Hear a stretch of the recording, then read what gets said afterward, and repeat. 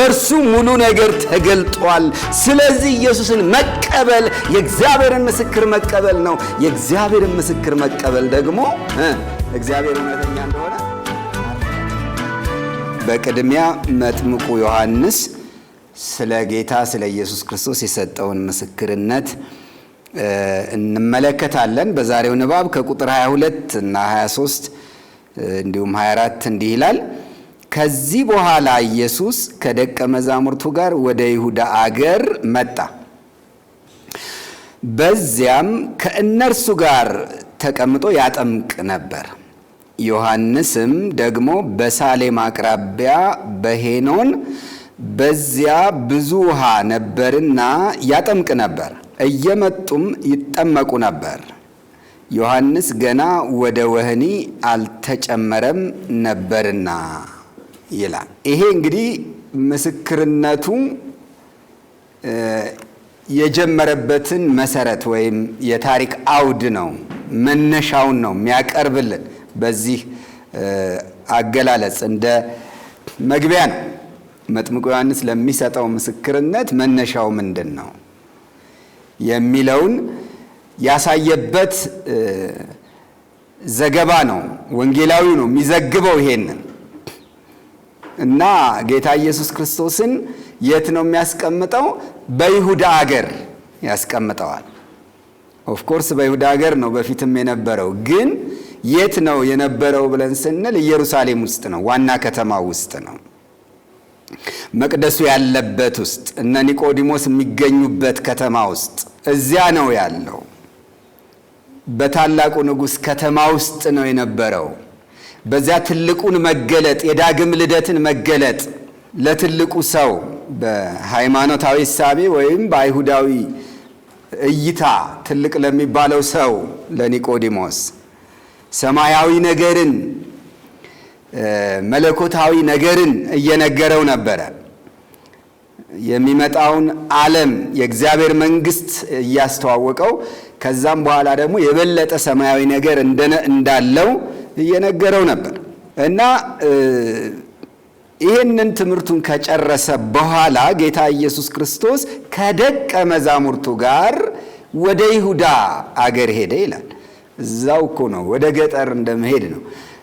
እርግጥ ነው ወደ ይሁዳ ክፍለ ሀገር ዳርቻ አካባቢ ፈቀቅ ያለ ይመስላል እና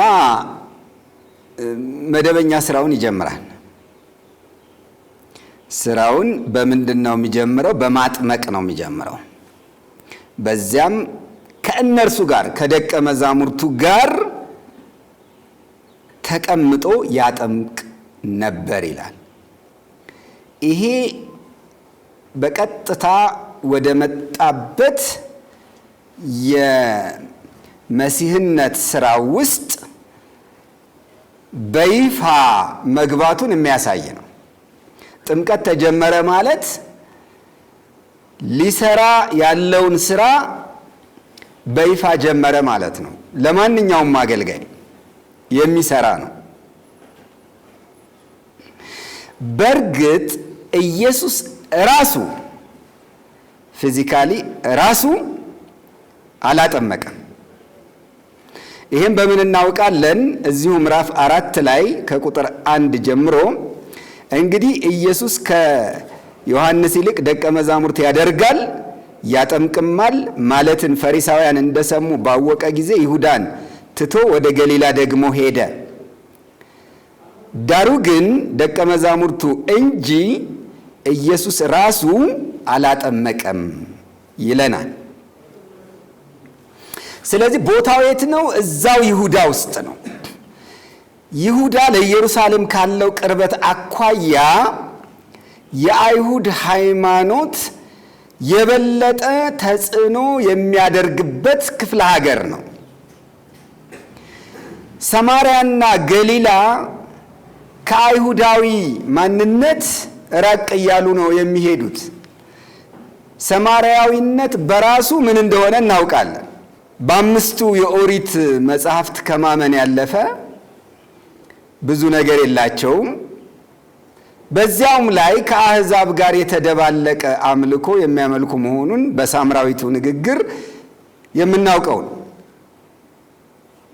ስለዚህ ሰማርያዊ መሆን ለአይሁዳውያን ምን እንደሚመስል ግልጽ ነው። አይተባበሩም ነበር ተብሏል።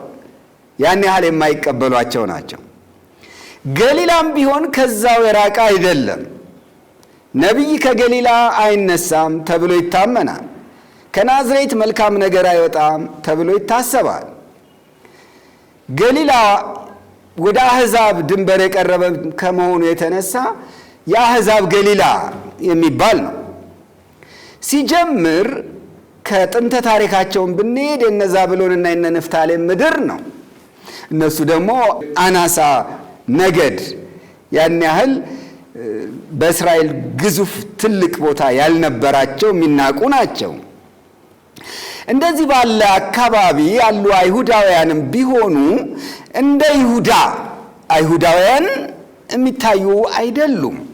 በይሁዳ ምድር ላይ በቃ በማይደፈር ደረጃ አይሁዳዊነት ቦታውን የያዘበት ነው እና በቃ አይሁድ የሚለው ዲዚግኔሽን ወይም አይሁድ ሲባል በራሱ ይበልጡን ከሕዝቡም በላይ የሃይማኖት መሪዎችን ፈሪሳውያንን ዋናዎቹን እንዲያሳይ የተደረገበት።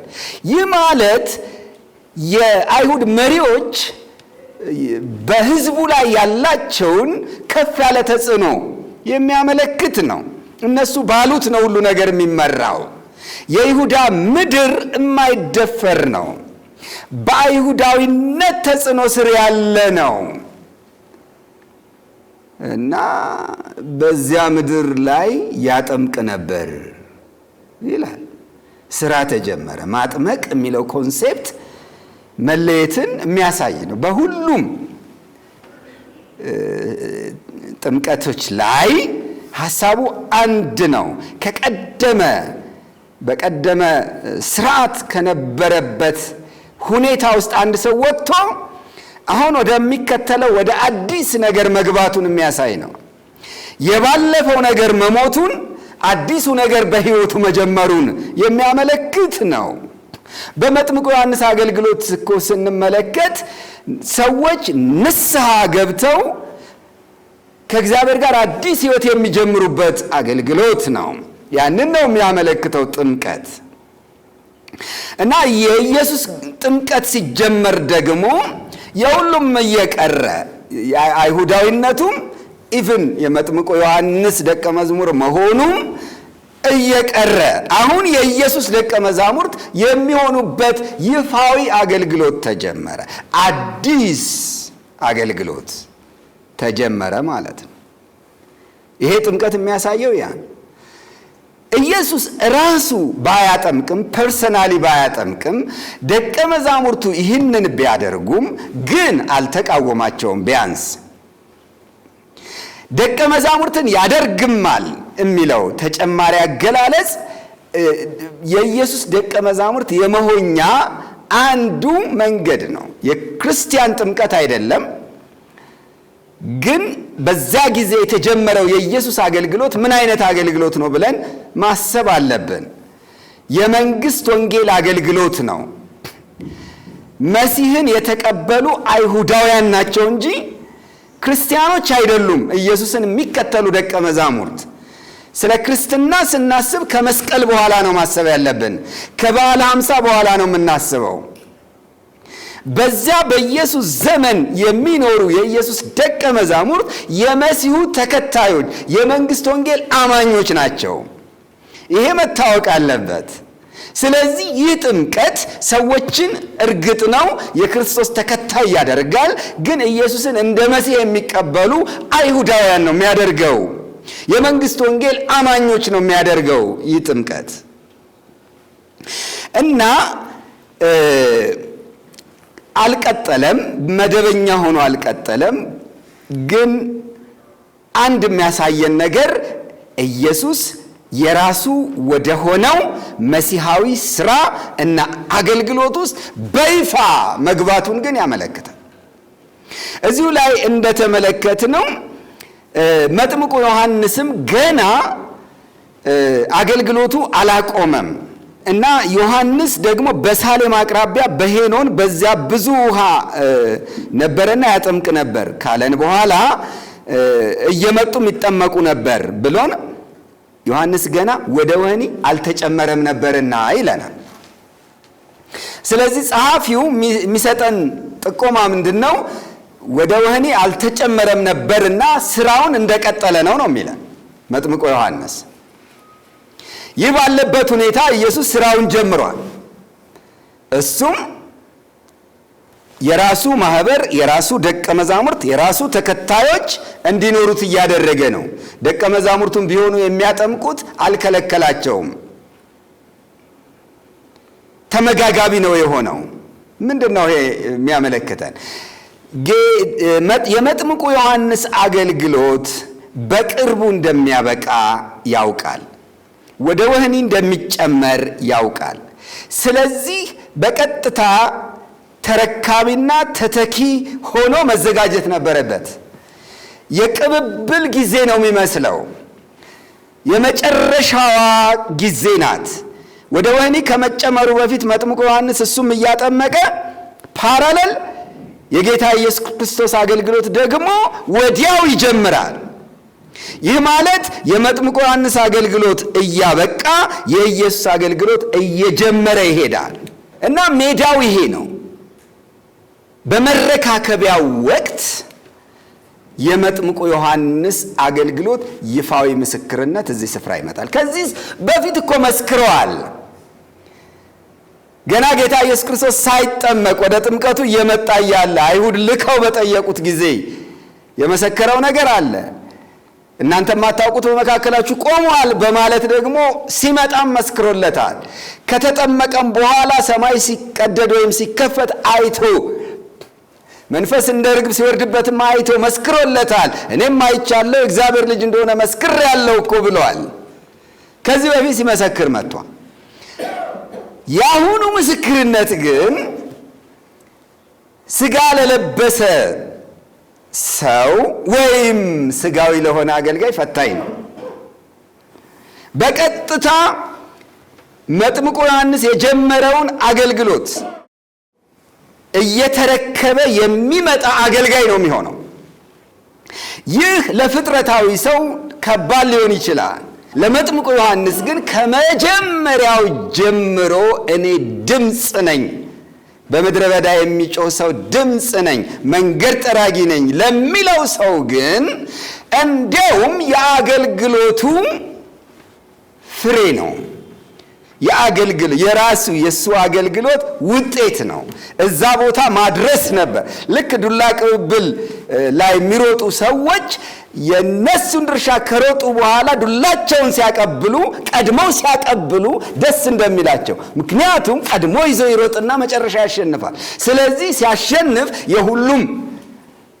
የሁሉም ጥረት ውጤት ሆኖ ሁሉም አሸናፊ ይሆናሉ። እንደዚህ ነው መጥምቁ ዮሐንስ ለኢየሱስ በማስረከቡ እንደውም ድሉን ወደፊት እያፈጠነው ፍሬውን እንዳስገኘ የሚያስብ አገልጋይ ነው። እና መጥምቁ ዮሐንስ በሄኖን በሳሌም አቅራቢያ ባለ ስፍራ ያጠምቅ ነበር። ኢየሱስ እንግዲህ ቦታው አልተነገረንም። እንደዚሁ እዛው ይሁዳ ጫፍ አካባቢ ያጠምቅ ነበር። መጥምቁ ዮሐንስ በቅድሚያ በፊት ሲያጠምቅ የነበረው ከዮርዳኖስ ማዶ ነው። በቤተ ራባ በቢታንያ ምዕራፍ 1 ቁጥር 28 ላይ አጥንተናል። በዮርዳኖስ በስተ ምስራቅ ማለት ነው፣ በወንዙ ዳርቻ እዛ ነበር የሚያጠምቀው። አሁን ግን ወንዙን ተሻግሮ በእስራኤል ምድር ውስጥ ነው የሚያጠምቀው። በምዕራብ በዌስት ባንክ ማለት ነው፣ በዮርዳኖስ ወንዝ በምዕራብ ዳርቻ አካባቢ ነው የሚያጠምቀው እና በወንዙም አይደለም አሁን የሚያጠምቀው፣ በሄኖን ነው የሚያጠምቀው። ሄኖን ትርጉሙ ራሱ ምንጭ ማለት ነው። ስፕሪንጎች አሉ፣ ብዙ ምንጮች አሉ እና ብዙ ውሃ ነበር ይለናል እዚህ ጋር። ለማጥመቅ የሚሆን ጥሩ አመቺ ቦታ ነው። እዛ ዮርዳኖስ ወንዝ ብዙ የማይርቅ አካባቢ ነው፣ ግን ምንጭ ነው። ምንጮች አሉ፣ እዛ ይፍለቀለቃል። ብዙ ምንጮች ስላሉ ብዙ ውሃ ስለነበረ ከወንዙ እዛ አካባቢ መጥተው ብዙ ሰዎች ይጠመቁ ነበር ይላል። አሁን ኢየሱስ ደግሞ እንዲሁ ሌላ ስፍራ ላይ ያጠምቅ ነበር። እንደዚህ አይነት ነገር ተፈጠረ። ለምስክርነቱ መነሻ የሚሆነው ደግሞ ሌላ ጉዳይ መጣ። ምንድነው? ሁለቱ የመጥምቁ ዮሐንስና የኢየሱስ አገልግሎት ጎን ለጎን እየሄደ ባለበት፣ በሰላም እየሄደ ባለበት ሁኔታ አይሁድ መጡ፣ ጣልቃ ገቡ። መቼም አይጠፉም እነሱ። ቁጥር 25 ጀምሮ ስለዚህ በዮሐንስ ደቀ መዛሙርትና በአይሁድ መካከል ስለ ማንጻት ክርክር ሆነ ይላል። የት ነው የሄዱት? መጥምቁ ዮሐንስ የሚያገለግልበት ቦታ ነው የሄዱት። በጣም ሰይጣን ተንኮለኛ ነው። በቃ ሁለቱን ነገሮች እየቀያየረ ነው። ከቻለ እባባዊ በሆነ ባህሪው ያው በተንኮል ነገር ማበላሸት ቅድሚያ ይሰጣል። ያ ካልሆነ ደግሞ በጉልበት ነው የሚል። ይሄ በቃ በጣም ዋነኛ መገለጫው ነው። ስለዚህ የሱን ተከታዮች ወይም የሱን ጉዳይ አስፈጻሚዎችም እንዲሁ ነው የሚያደርጋቸው። በሁለቱም ሜተድ መጠቀም ነው የሚፈልገው፣ ብቻ ግቡን ማሳካት ነው። እና አሁን የመጡት ምንም የነሱን አጀንዳ የሚመለከት አይመስልም። ማለት አሁን የመጡበት ጉዳይ ሁለቱም ማጋጨት ፈልገው ነው እንድንል አያደርገንም። ለጊዜው ስለ መንጻት ክርክር ይዘው መጡ። መቼም ይሄ በራሱ ስጋዊ ነው። ከዛ ወደ ዮሐንስ መጥተው ቀጥለው ምን አሉ? መምህር ሆይ በዮርዳኖስ ማዶ ከአንተ ጋር የነበረው አንተም የመሰከርክለት እነሆ እርሱ ያጠምቃል፣ ሁሉም ወደ እርሱ ይመጣሉ አሉት ይላል። ዮሐንስም መለሰ እንዲህ ሲል ከሰማይ ካልተሰጠው ሰው አንዳች ሊቀበል አይችልም። እናንተ እኔ ክርስቶስ አይደለሁም ነገር ግን ከእርሱ በፊት ተልኬአለሁ እንዳልሁ ራሳችሁ ትመሰክሩልኛላችሁ። ሙሽራይቱ ያለችው እርሱ ሙሽራ ነው፣ ቆሞ የሚሰማው ሚዜው ግን በሙሽራው ድምፅ እጅግ ደስ ይለዋል። እንግዲህ ደስታዬ ተፈጸመ፣ እርሱ ሊልቅ እኔ ግን ላንስ ያስፈልጋል አላቸው። ለክርክር መጡ። ስጋውያን ስለሆኑ መከራከር ይወዳሉ። እና መንጻት፣ የመንጻት አጀንዳ እነሱ የሚያውቁት መንጻት ምንድን ነው? እንደው በኦሪቱ ከሄድን ምናልባት ዘጸአት 13 ዘሌዋውያን 13 እና 14ን መጥቀስ ከተቻለ የመንጻት ስርዓት አለ ራሱን የቻለ በለምጻም ሕግ ላይ በተለያዩ ቆዳ በሽታዎች ላይ የወጣ እና ሰው ረከሰ በሚባልባቸው ጉዳዮች ላይ ምን እንደሚደረግ ያውቃል። የመንጻት በውሃም የመንጻት አለ። ከዛ ደግሞ በደም የመንጻት በመስዋዕቶች ብዙ ስነ ስርዓቶች ሙሴ ያዘዘው መባ እንዴት እንደሚያቀርቡ ያውቃሉ። ይሄ ከሕግ እንደው በዛ ቢወሰኑ ቢያንስ እግዚአብሔር በዛ ስርዓት ያስቀመጠውን ምሳሌ እንደው ማሰብ እንችል ይሆናል። ግን ከዚህ ያለፈ ነው። እነሱ የሚከራከሩበት ጉዳይ ዘሌዋውያን 13 እና 14 ነው ብዬ አላስብም። በማርቆስ 7 ላይ እንደተገለጠው መንጻት ምንድነው? ገበያ ሄደው እጃቸውን ሳይታጠቡ አይበሉም።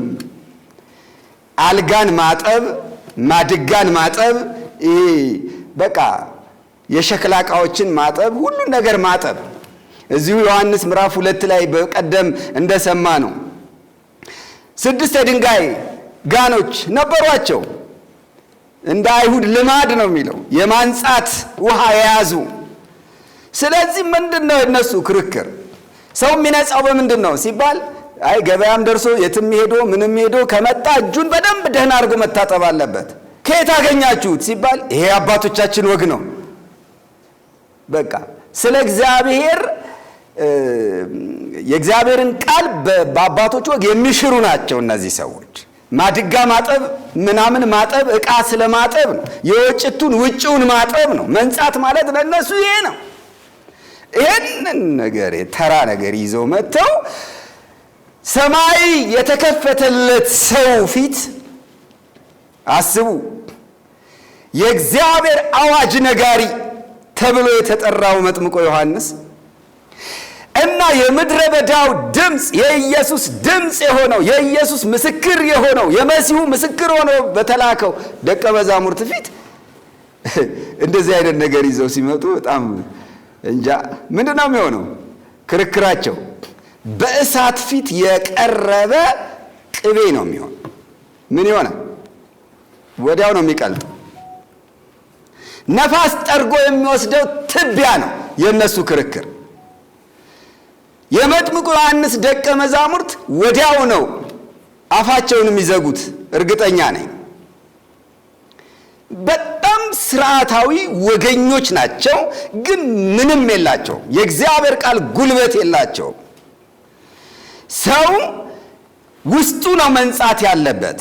ስለዚህ የመጥምቁ ዮሐንስ አገልግሎት ኃጢአታቸውን ለሚናዘዙ ሰዎች የቀረበ አገልግሎት ነው። በእውነተኛ ንስሐ በእግዚአብሔር ፊት መቅረብ ነው። ከዚያም ደግሞ የእግዚአብሔርን በግ የሚያስተዋውቅ አገልግሎት ነው። ከገበያ የሚገዙትን በግ አይደለም፣ እግዚአብሔር የሰጠውን በግ መሲሁን የሚያስተዋውቅ አገልግሎት ነው። በዚያ የጥምቀት አገልግሎት ላይ ሰማይ እኮ የተቀደደበት የተከፈተበት የእግዚአብሔር ምስክር ከሰማይ የተሰማበት አገልግሎት ነው።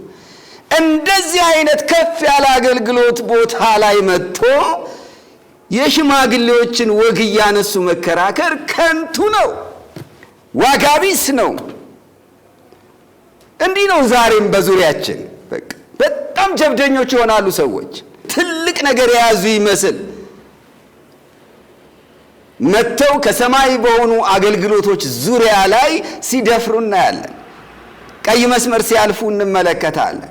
ግን የትም አይደርስም ክርክሩ፣ ሁሉም ከንቱ ነው። እና ግን እነሱ ከደቀ መዛሙርቱም አልፈው ሄዱና መጥምቁ ዮሐንስ ጋር መጡ። ከዛው በቃ ስራቸውን ጀመሩ። ዋናው ባህሪያቸው ተገለጠ። ዋና ባህሪያቸው በራሳቸው መንገድ የሚመራ ነው። በእነሱ ጠባይ የሚታሰብ ነው። እነሱ ምንድን ነው የሚያስቡት? መሪዎቻቸው ስለ ኢየሱስ ምንድን ነው ያላቸው እይታ? ቀያፋ ምን አለ? ምዕራፍ 11 ላይ ስትደርሱ ኢየሱስ ባገለገለው በሰራው ስራ ምክንያት፣ ባስተማረው ትምህርት፣ ባደረገው ምልክትና ተአምር ምክንያት የተሰማው ስሜት ምንድን ነው? ቀያፋ ዋናው ሊቀ ካህን መሪያቸው ምንድን ነው ያለው?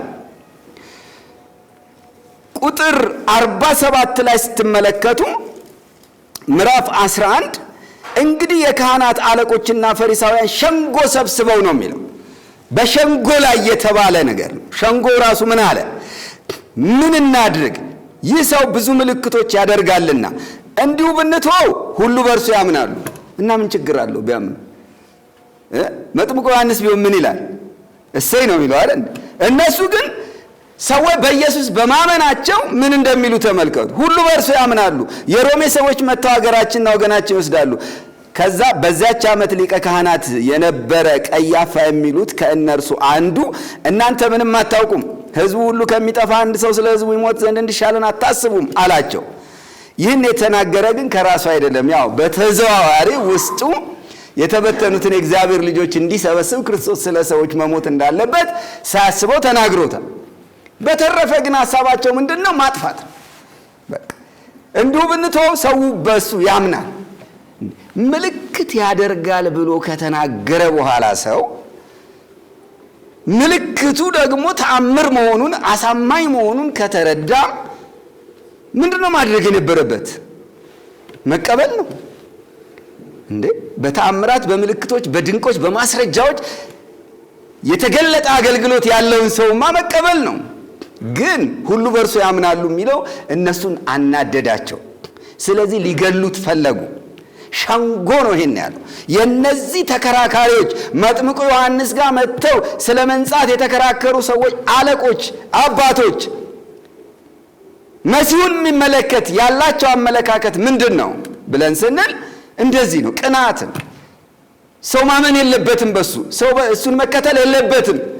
እንደሱ ከሆነ እንደውም ሰው እሱን ከሚከተልና ከሚያምን እሱን ብናጠፋው ይሻላል። ይሄ ነው በቃ የነሱ ዶክትሪን። ይሄንን ይዘው መጡ። ስለዚህ ሐሳባቸው ምንድን ነው?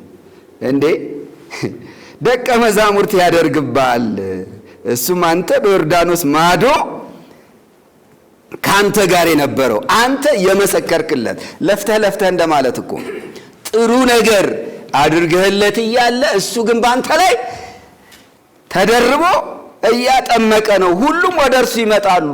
ምን ማለት ነው? አንተ ጋር የነበረው ሰው ወደ እሱ እየሄደ ነው።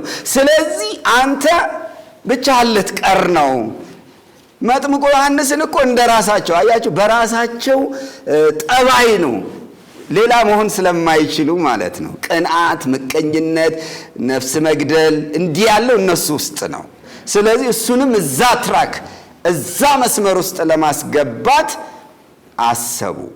ይሄ ፈተና ግን ዛሬም እንደሚመጣ መታወቅ አለበት። በተለይ የምናገለግል ሰዎች እንዲህ በጣም እኮ ብዙ የደከምክበት እኮ አገልግሎት ነው እንደዚህ የሚሉ ድምጾች እኮ ይመጣሉ። ከዛ ይሄ እኮ የሚገባው ላንተ ነበር የሚሉ ሰዎች አሉ። የአይሁድ ድምጽ ይመጣል። ታዲያ የሚያገለግሉ ሰዎች ካልነቁ ሌሎች ሲያለቅሱላቸው አሃ ለካ ነው እንዴ ይላሉ። ያላሰቡትን ብዙ በክርስትናው ዓለም ነገሮች ብልሽት ያሉት በዚህ የተነሳ ነው። እንዴ አሁን መጥምቁ ዮሐንስ የሰበሰበውን ሰው ኢየሱስ ሊወስደው ነው። ኢየሱስ እያጠመቀው ነው እንዴ? አዎ። ታዲያ ምን ችግር አለ? ስለዚህ የመጥምቁ ዮሐንስ መልስ ምን ሆነ? ከሰማይ ካልተሰጠው ሰው አንዳች ሊቀበል አይችልም።